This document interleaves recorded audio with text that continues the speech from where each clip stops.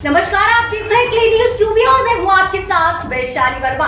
जानेंगे उत्तर प्रदेश से जुड़ी 10 फटाफट बड़ी खबरें। इससे पहले आप न्यूज़ को किस जिले से देख रहे हैं, हमें कमेंट के माध्यम से जरूर बताएं। आज जाएंगे सीएम योगी आदित्यनाथ, गोरखपुर को देंगे 464 करोड़ की सौगात। मुख्यमंत्री योगी आदित्यनाथ मंगलवार को विकास की सौगात देंगे। 464 करोड़ रुपए की विकास परियोजनाओं का शिलान्यास व लोकार्पण करेंगे। इसकी तैयारियों में प्रशासनिक अफसर जुटे हैं। लोकार्पण व शिलान्यास समारोह गोरखपुर क्लब में होगा। मुख्यमंत्री 2 दिवसीय दौरे पर मंगलवार को गोरखपुर आएंगे।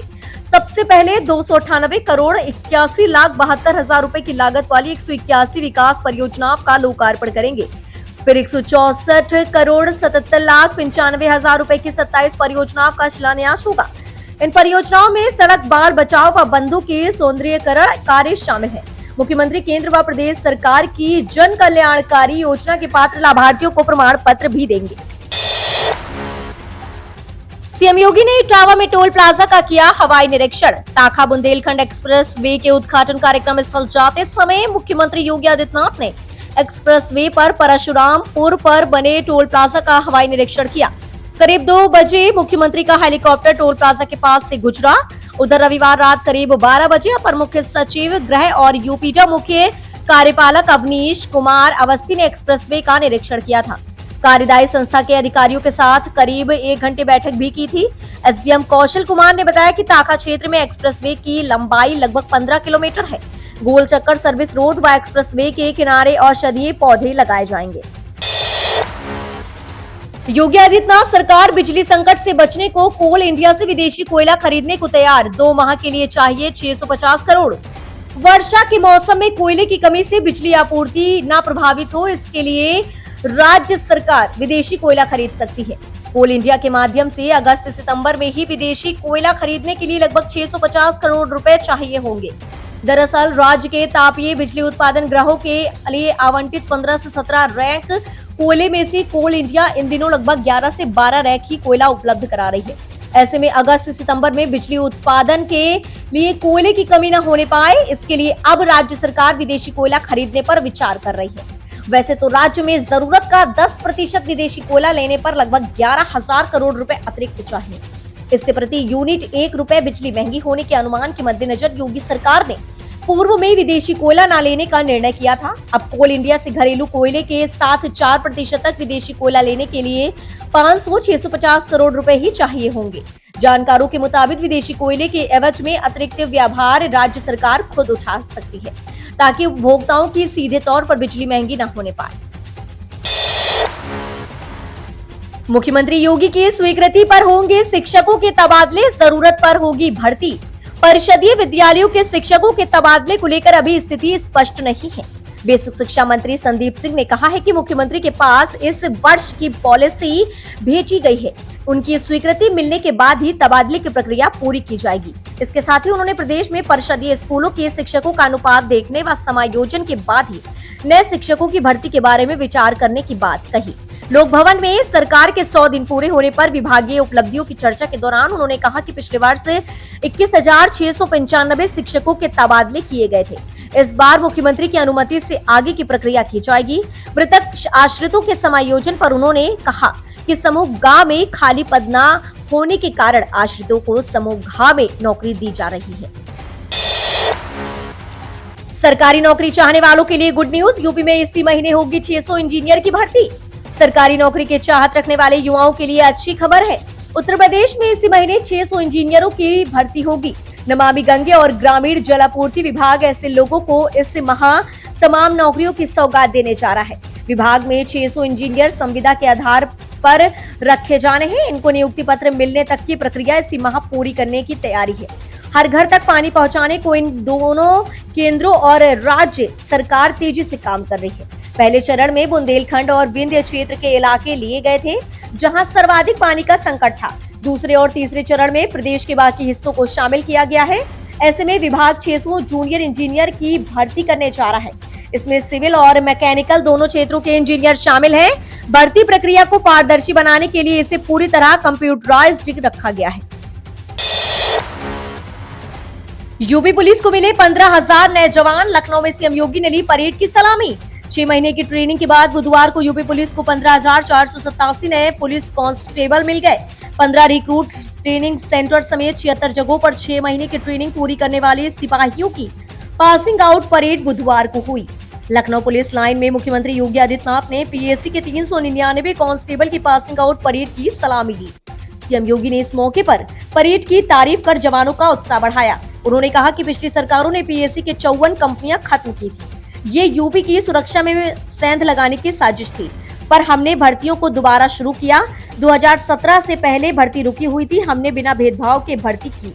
पीएससी के 15,487 जवान पास आउट हुए, वो सीधे पीएससी का हिस्सा बनाए गए हैं। इस मौके पर लखनऊ में 16 टुकड़ियों के 399 जवानों ने सीएम योगी को सलामी दी। सबसे पहले बैंड की टुकड़ी मौजूद थी। इस मौके पर अपर मुख्य सचिव गृह अवनीश अवस्थी, डीजीपी डीएस चौहान और पुलिस कमिश्नर डीके ठाकुर समेत कई पुलिस अधिकारी मौजूद रहे। यूपी को तरसा रहा मानसून, बारिश की बूंदों से मिटेगी गर्मी का प्रकोप। नोएडा में झूम के बरसे बादल, कई जिलों को इंतजार। उत्तर प्रदेश को मानसून तरसा रहा है।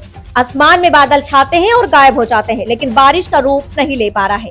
कई जिलों में अभी भी गर्म हवाओं के चलने का दौर जारी है। लखनऊ, कानपुर, वाराणसी, प्रयागराज, उन्नाव, कन्नौज, अयोध्या को जहां मूसलाधार बारिश होने का इंतजार है, वहीं मेरठ, नोएडा, ग्रेटर नोएडा और गाजियाबाद में आज सुबह झमाझम बारिश होने से मौसम का मिजाज बदल गया। ठंडी हवा चलने के साथ पारा भी 6 से 7 डिग्री गिर गया।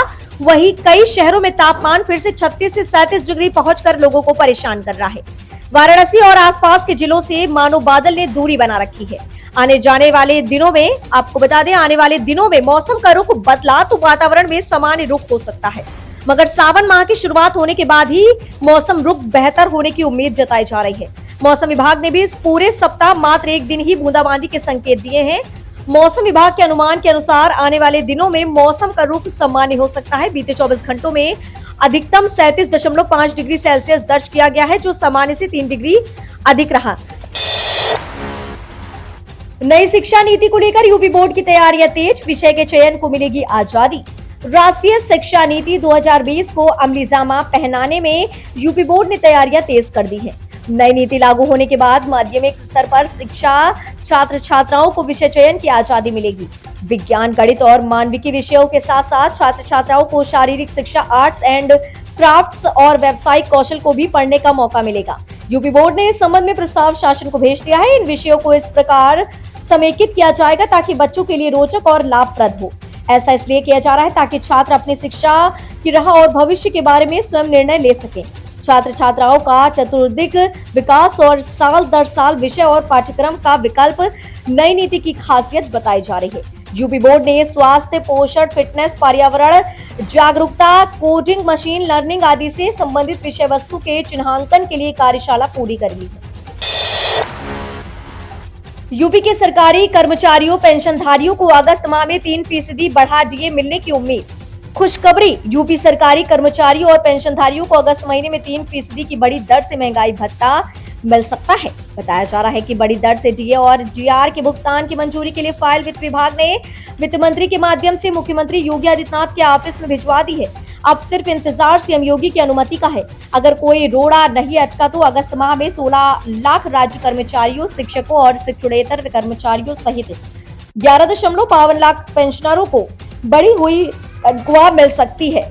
आपको बता दें, सरकारी कर्मचारियों के डीए और पेंशनरों के डीआर में बढ़ोतरी जनवरी और जुलाई महीनों से प्रभावी होती है।